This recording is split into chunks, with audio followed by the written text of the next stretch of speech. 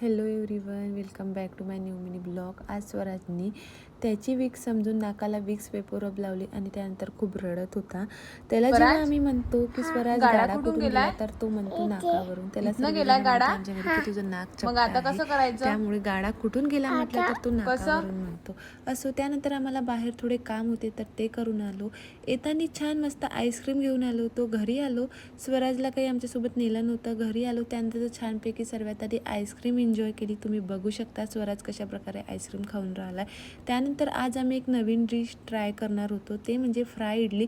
त्यासाठी सर्वात आधी तर इडली करून टाकली. त्यानंतर एक बॅटर तयार केलं. त्यामध्ये तांदळाचं पीठ आणि थोडा जलेबीचा कलर टाकला. त्यानंतर इडली थंडी झाल्यावर त्या बॅटरमध्ये डीप करून थोडं तेल घेतलं. त्यात गरम तेलामध्ये इडली फ्राय केली. खूप चवीला टेस्टी लागते. तुम्हाला जर साधी इडली आवडत नाही तर तुम्ही अशा प्रकारे नक्की ट्राय करा, तुम्हाला नक्की आवडेल. असा होता आजचा दिवस.